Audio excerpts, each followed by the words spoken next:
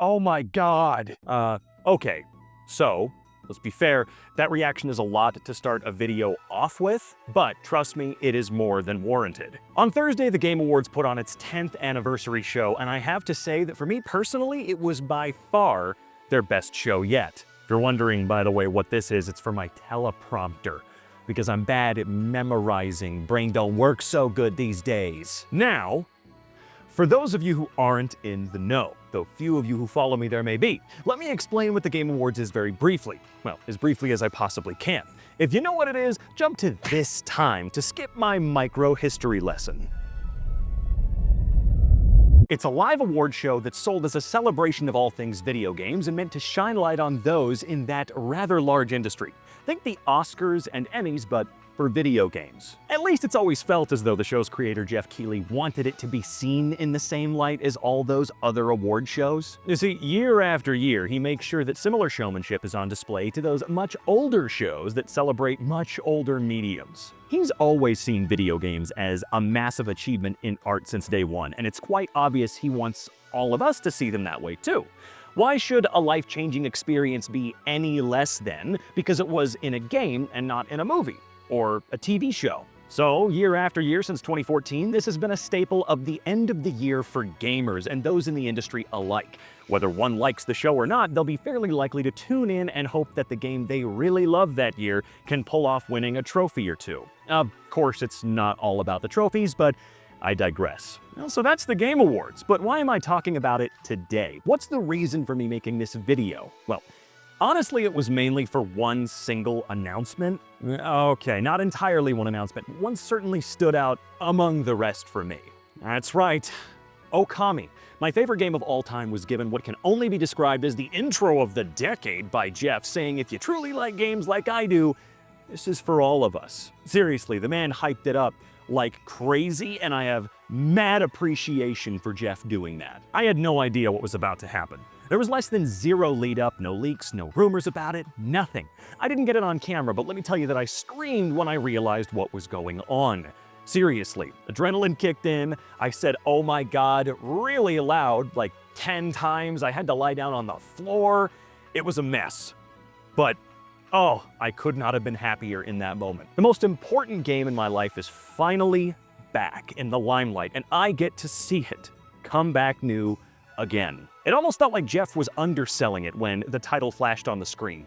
I know it wasn't the rumored Half-Life 3, but for me it was better than that. I didn't grow up with Half-Life, and I didn't even touch a Valve game until Left 4 Dead.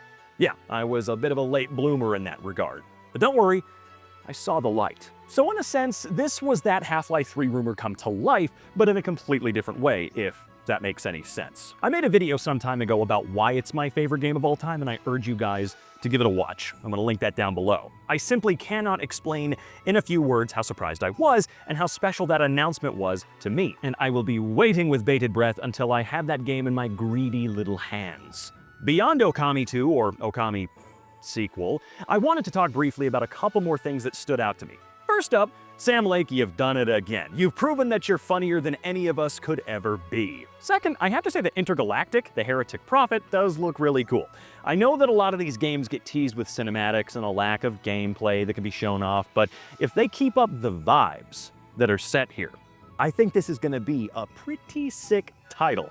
So I would say it's definitely on my radar. And I still love the stupid retrofuturism 80s, 90s vibe, all right? I'm not done with it yet. I understand that other people are, but I'm still down with it. So far, Naughty Dog's IP has more than stood the test of time, and I personally have zero reason to think that new ventures, or this one rather, is gonna be any different quality from the last 4 franchises. Although I do have to say, can we maybe get a new Jak and Daxter sometime, Naughty Dog? Please? You know it's part of your legacy. The precursor legacy, perchance? Third! Sorry, I didn't mean to yell. Third. Astro Bot pulling off Game of the Year? I can already see thousands of chat messages about the awards being rigged. Look, Astro Bot was a fantastic game, and I do genuinely think it was deserved. I saw a lot of people hoping for Balatro to pull off a miracle, or, oh, Black Myth Wukong, but in the end, Astro Bot. Such a great game. I made a video on that as well. I'm also going to make sure to have that down in the description below. If you haven't and you need some convincing, maybe I can convince you. Right before the winner was announced, myself and everyone watching me theorized that Balatro would be sweeping this one. There would have been something amazingly poetic about a game made by one guy winning 4 awards, including the most prestigious of the lot. But I have to say Astro Bot was the game I was secretly hoping would win. I was not in the know regarding the rest of the nominees this time around. What's next for Team Asobi after this? I'm not even sure that they know, but we all know it can be quite a changing experience to win it. And lastly, I want to talk about the show not shying away so much from speaking on the seriously awful time the industry has had the last few years, especially the speech given by Sven Vinka about developers making the games that they themselves want to play. How there overall needs to be a serious step back in corporate overreach and crunch. I don't want to paraphrase him too much here, so I'm going to just link the whole speech down below. It's been uploaded a billion times, so I'll try to find the best source for that. I urge people to watch it. It's pretty short, and he's got some great things to say that I think a lot of us who enjoy video games could definitely agree with. And should, really. The Game Awards have always been far from perfect, but being perfect was, I'm certain, never the goal. It was intended to be a spotlight on the industry's best and most dedicated. Over the years, it's become better and better, and I do genuinely think that's because of Jeff's willingness to listen to the criticism, though harsh, and it is absolutely harsh sometimes. Year over year, he continues to tweak and improve on this formula. I personally am just super glad that the Game Awards exist.